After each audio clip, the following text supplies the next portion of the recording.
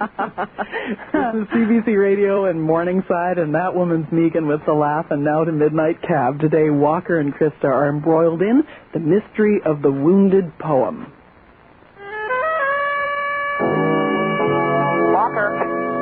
Walker, where are you now? Walker. Toronto? That's good. Hey, why don't you concentrate a little harder? You're going to drive into a telephone pole. I know, but I can't. I keep thinking about tomorrow. Thinking, dreaming, hallucinating. What do you think she'll say? I mean, the very first thing she'll say. Probably hello. Then, are you the genius writer of this great work of art, Other Worlds? And I'll say, no, he's hiding in the closet. Jeez, what do you think I should say? Well, you could say something like, hi, why don't you come in and sit down? Do you think I should seem excited or more like cool? Cool. That way you'll probably only look excited instead of hysterical. Walker, give it a rest. Everything will go just fine. Meanwhile, you have a pickup at 812 Wellesley Street East, apartment 416. Yeah. Walker. What? What did I just say? Everything will go fine. Other Worlds is my third unpublished novel, except a few weeks ago, I received a letter from the publisher and owner of Lone Tree Publishing in Regina. Her name's Kate Millington, and she said she wanted to publish it. She said she thought it was the best novel written in Canada in the last 5 years. Now, I don't know whether publishers always say those kind of things, but I started to shake and my eyes burned like crazy and I had to sit down. Krista said I was hyperventilating, but I wasn't. I was vibrating from a place so deep down inside myself it was, well, kind of pitiful, actually. I was so grateful. Anyway, she said she was planning to come to Toronto on business in the next little while and would look me up. And then 2 weeks later, she called. She was in Toronto. And she wanted to come around to our place. Walker, she'll be here any minute. Walker, what are you doing? I already cleaned in here. Walker! The damn cat's got fur all over the place. Where? All over. That's not fur. That's from Martha's teddy. Well, that's stupid. I told you were going to go hysterical. It's only a bit of fuzz. Walker, she's here. Walker, turn off the vacuum. Well, let her in. You let her in. Take a deep breath, okay? And let go of the vacuum. So Krista swung across the living room on her crutches, went into the hall and opened the door. And this very tall, very large, very wide woman loomed up in the doorway wearing a black leather jacket and red slacks with a worn leather briefcase slung off her shoulder. Her jet black hair was pulled back into a long ponytail, and she had 2 slashes of rouge on her cheeks that stood out like punctuation marks on her round white face. And immediately, too, an open, hearty, and wide smile. Hi there, you must be Krista. Hi, Kate. Kate Rose Millington, publisher extraordinaire. You're in the right place then. You know, I should come to Toronto more often. You forget how cosmopolitan it is. People think it's a WASP enclave, but it isn't. I nearly got picked up this morning at a bake shop of all places by a Mexican. God, I love this city. So, where is he? Over there. Hi. You're kidding me. This is Walker Devereux? Yeah. Actually, I think I could have guessed. Freeze frame this moment for my memory book. Hi, Walker. Hi. You're a wonderful writer. You have a magical story to tell, and this is why my job is the best job in the world. Oh, well, give me a hug. Come on. Oh, okay. Hello, Walker Devereux. I'm so glad to meet you. Me too. Me too. Every writer dreams of that one moment. A phone call, letter, fax, hug, where a door opens up into the real world. Money exchanges hands, and society seems to say, you can come out and play now. We believe you are who you say you are. Squished in Kate's arms smothered in leather, I really felt that the door out for me was beginning to open. So, Walker, this is the contract we use. It's quite simple. This section covers your advance. I'm afraid we can't afford very much. That's okay. That's good, because things sure are tight these days. Within reason. Pardon? What? I just said within reason. I mean, $1 would be too little, and 10,000 is probably too much to expect. It sure is. No, it's just the way the business is in this country. Even a very successful first novel's return on investment is going to be very modest. Yeah, that's just the way it is. If we weren't subsidized to some extent by taxpayers' dollars, it wouldn't be possible at all. Wouldn't be possible. Okay. And this next section is your royalty per copy sold, indemnities, additional rights. What's that? What? What? Additional rights. Oh, well, it's just if someone comes along and wants to make a movie of the book, for example. My company gets a percentage of Walker's fee for bringing it to the public notice in the first place. It's all very standard. This is all standard.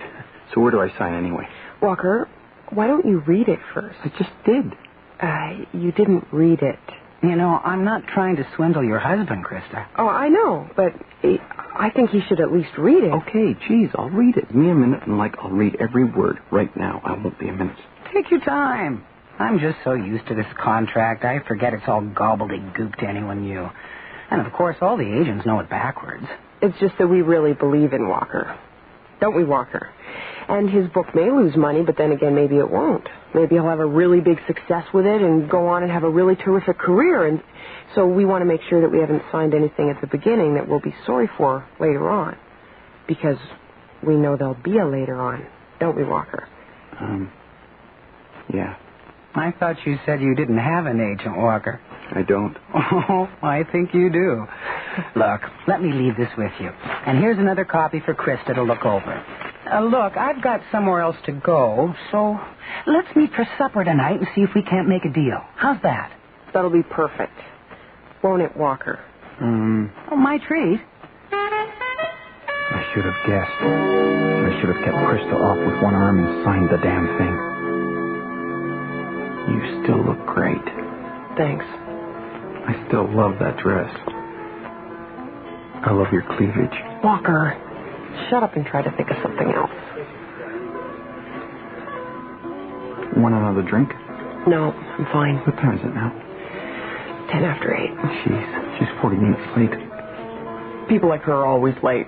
That's how they do it. She's 40 minutes late. I don't think we can stall any longer. We should order an appetizer. I'm starved. Did you see the prices? I'm still starved. We'll order one then, for both of us, and maybe they'll give us some more bread. She's not going to come. Walker, she will. I should have signed that thing while I had a chance. We scared her off. No, we didn't. What do you mean we scared her off? Do you mean I scared her off? Well, thanks a lot. I didn't say that.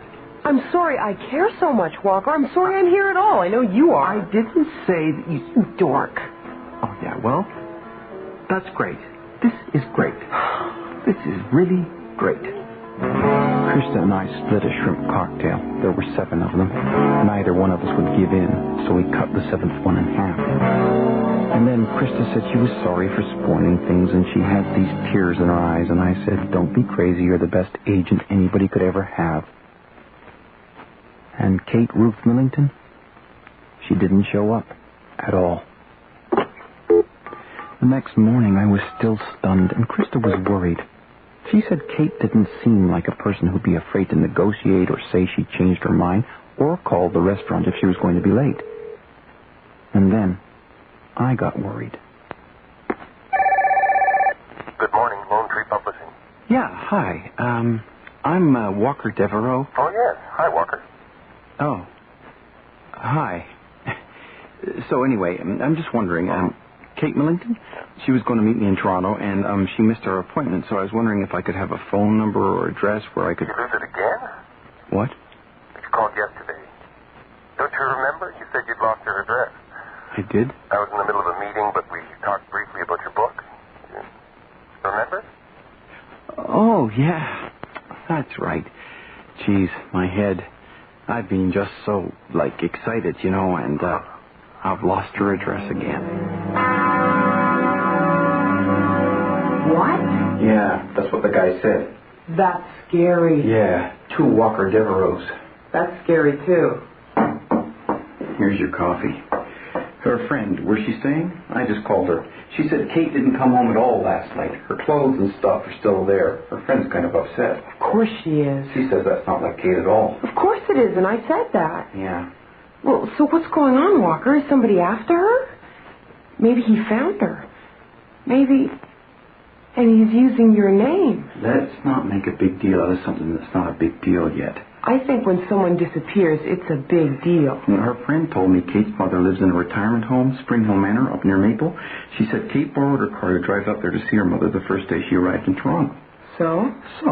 Well, maybe her mother suddenly got sick or something. Kate had to go back up there, and she's upset. She forgot to call anyone and tell her where she went. I don't know, Walker. Is her friend's car missing? She could have taken a cab. Well, call up there and find out. Yeah. The thing is, though, if someone is looking for her, I'd really like to find her first. Look, I think I'll drive up there. Walker, if that guy knows your name, then he knows where you live, too. I know. I'm coming, too. And so's Martha. So there we were. All three of us driving up to Spring Hill Manor.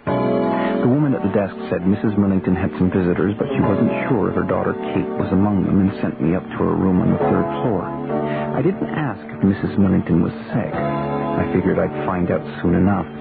Desperate writer pursues publisher all the way to mother's deathbed.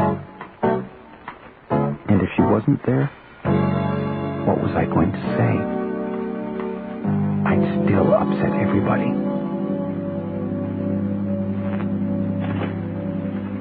Yes?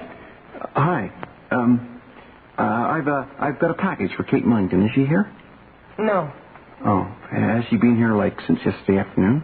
No, she hasn't visited Mother since yesterday afternoon. Why? Well, I'm just trying to deliver a package. What package? It's down in my car. She's staying with a friend in Toronto. I'd be very surprised if she shows her face back here again for a long while. Who is it, Carol? Oh, it's just that writer looking for Kate. Isn't that right? Well... Fortunately, his masterpiece is down in the car. Kate is not here. Sorry. Carol's not that pleased with her sister right now.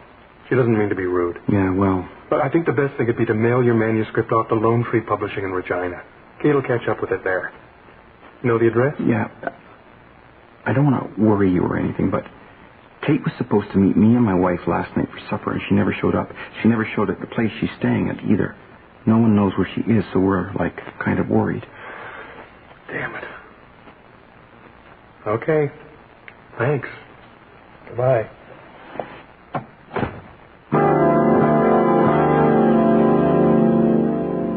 What are you going to do now? I don't know. Drive over to Kate's friend, I guess. And report nothing. Well, we're not going home. Drop us off at Aunt Carla's. Okay. Jeez. What? Well, do you ever have dreams where you want something real bad, but things keep getting in the way and you never seem to get there? I dream about playing hockey, but I can't find my skates, or I get lost between the dressing room and the ice, or my stick goes all rubbery. It does? It's like I'm having one of those dreams now. Kate's friend lived in a small house in Lower Riverdale, just a few blocks above Queen Street, a poor, working-class district for generations until the 80s and renovation frenzy swept along the narrow streets. Her name was Eleanor. She had that no husband, no significant other, no teenage kids look about her, bright and squeaky clean. And she was worried, too. Do you like that? Well... Simon, get off the nice man's lap. Simon, come on, Simon. They don't pay a lot of attention, do they? Now, Simon, I'm going to get cross. So you didn't get home until late last night? No, I'm a publicist for the ROM, Royal Ontario Museum. Right. Mm-hmm. And I had to go to an opening and a party. I got home about 1. The house looked exactly the same as when I left. Kate's a bit messy, so I peeked into the guest room just to check. She wasn't there, so I left the outside light on, but she never did come back. She's messy, but she's thoughtful. she'd never intentionally make me worry like this. Simon! He seems to be looking down my throat. Why don't I just put him down? He was like that all last night, meowing and pestering. He was so tense. You know, cats are very intuitive, you know. He realized Kate should have been home, and it upset him. Oh? Mm-hmm. He kept jumping on and off the bed. He wouldn't settle at all. And going downstairs and meowing. Well, I thought he was hungry at first, but he was more interested in the basement door. He knows he's not allowed down there. It's not finished, and he tends to see it as a very large litter box. No kidding. Yeah. So, everything was quiet except for Simon? Mm-hmm, yeah. Well, no, not exactly. The police drove by about 3 a.m. They stopped down the street. And I looked out my window, but I really couldn't see anything, just the red glow from their lights going round and round, and then they went away. Eleanor, I don't want to alarm you or anything, but maybe Kate was here last night. What? Well, someone else is looking for Kate. I mean, besides us. They called up the Spring Hill Manor and Lone Tree Publishing, and they got this address. So I'm just wondering, have you, checked your house this morning? The windows? Maybe he got in here and took Kate away. What? Eleanor went very white for a moment. Then we got up, opened the basement door, and went gingerly down the stairs. Simon leading the way, then me, then Eleanor. And behind the oil furnace, a whitewashed window was rapping gently against the breeze. Eleanor clapped her hand over her mouth, stared at it for a moment, then she said, "Now I am going to call the police." And I said, "Good idea. I know just who." Hello, Walker. Hi, Inspector Kiss. Irwin Katz. Lives in a rooming house near the Queen Street Mental Health Center, appropriately enough. Found sneaking around on private property in the middle of last night. Somebody called the cops, charged him with prowling. We're holding him over for court Monday morning. Got some disorderly conducts a few years ago. That's all it says. Does that help you out? Not really. Well, we'll talk to him real quick. Because 20 to 1 says he doesn't know a thing about your missing friend, which means you're wasting my time. I deal in corpses, kid, not beating toms. I really appreciate the favor, Inspector Kiss, because we're all really worried. Yeah. Geez, you know something? Interrogation rooms all smell the same. Piss and fear. Yeah? Jeez. What's that stuff? Personal effects, such as they are. Wallet empty, set of keys to his room probably. A lot of Kleenex. I don't even want to think about that. And a book. Oh, yeah, book. Looks like a collection of poetry. Because that's what it says. Collection of new Canadian poetry. Just what we need. Can I see? Yeah, sure. Published in 1987 by Lone Tree Publishing, Regina. She should be put away. She should? Kate Millington? Yeah. People like her, no regard. Like money, money, money, money. Pretend, you know? They pretend. Oh, they know what to say, but they have no understanding. They think it's like bubble gum or cigarettes or chocolate bars. They don't understand the price. Yeah, okay. Yeah, just back up a bit, will you? So you were watching for her to arrive back at her friend's place? To confront her. To finally show her the damage done. To make her understand the extent of her betrayal. So that she might see. And you admit you broke in? I didn't know whether she was already in the house or not. I couldn't tell. I had to know. I was ready to risk everything to confront her with the evidence. Everything? No. I have nothing. The nothingness of the evidence. That's what it was. The evidence was me. When you got inside, was it empty? It was dark and empty, except for a cat. So what'd you do? I left.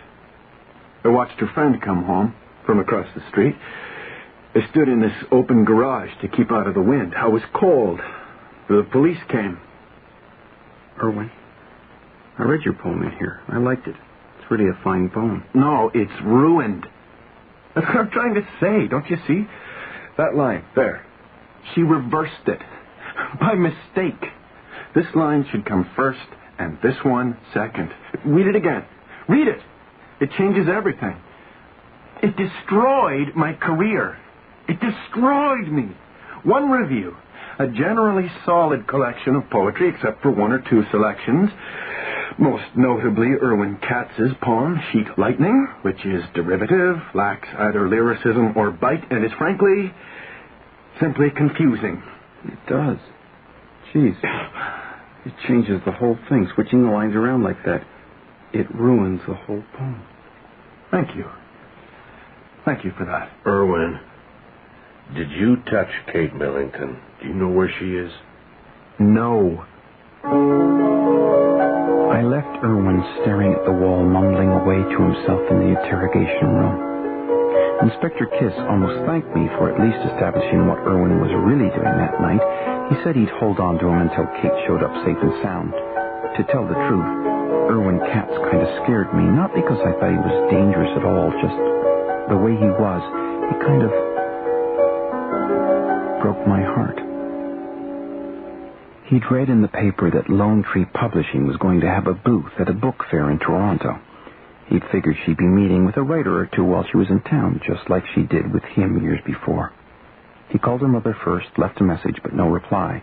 So then he called the office in Regina, said he was a writer who was supposed to meet Kate, had lost her address and number, and the guy there said, "Oh yeah, Walker Devereux."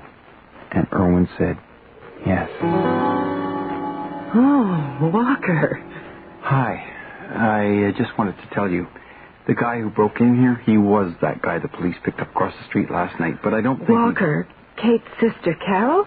You met her when you went out to Spring Hill Manor? Yeah? Yeah, well, she just called. Kate's up at the family cottage. Oh, geez, great. No, it's not great. She wouldn't answer the phone, so Carol called a neighbor at the next cottage, and he said Kate was there all right. He could see her sitting out on the veranda from his window. Carol told me she and Kate had a terrible fight. She's really worried, but she and her husband have to fly back to Ottawa tonight, and she asked me if I'd drive up there. Oh? Well, I'm not the best person in situations like this. I don't suppose you'd want to come up, too. Kate was broke. Lone Tree Publishing, bankrupt. The bank was calling in her loans. Years before, Kate had talked her mother into signing over the family cottage as collateral. Now, the cottage that had been part of their family for 3 generations was lost, too. Well, that's what the fight was over, I guess.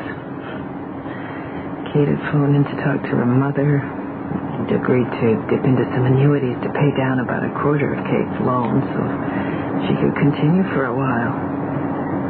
Well, Kate told me that much. She was really happy. Yeah. Said she was, really happy when she came out to see Krista and me, too. And then I guess Carol arrived, found out what Kate was trying to talk their mother into doing, and went... ballistic. Kate struggled unbelievably hard just to keep her head above water. And her company all these years. It's probably hard for you to understand, Walker, but for her, it's everything. No, it's not hard for me to understand.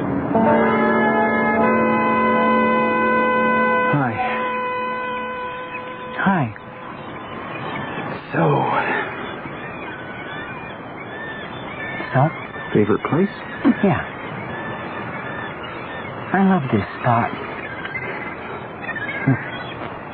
I see Eleanor's still afraid of heights. Yeah. You're not going to jump off, are you?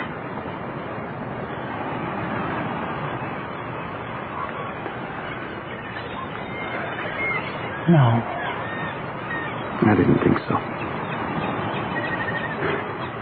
Sorry I missed our supper date. I must say you're the most persistent writer I've met in a while, though. Since Irwin Katz? How do you know about him? Eleanor will tell you. Look, Walker, I've had a bit of a setback. I'll need a little time. I have a series of cookbooks. I just need to negotiate a bit of financing. Oh, man. Carol told Eleanor your situation. Oh. Huh. Well, of course she did. And about your mother and losing the cottage and everything. I thought I could turn it around. Just one last time. I wasn't fooling. I love your novel, Walker. I really do. Yeah, well. It'll get published one day. Of course it will. Now, at first, I thought Erwin Katz was kind of pathetic, and I guess he is, but he's kind of glorious, too, isn't he? I mean, he's never lost faith in that poem. We're all obsessed, Walker. That's our problem. You, me, Erwin. What's so special about a poem or a novel? I've lost all this. And I was coming back to Mother for more. Carol was right. All I care about is myself. But I don't know what to do. Kate. What? If you can't publish my novel, do you suppose there's anyone you could recommend it to? Oh, Walker. Oh, God. You know something? What? I think you've just given me enough strength to wind up my company. Go as nutty as Erwin. As nutty as you, too. And start all over again. There's nothing can stop us, is there?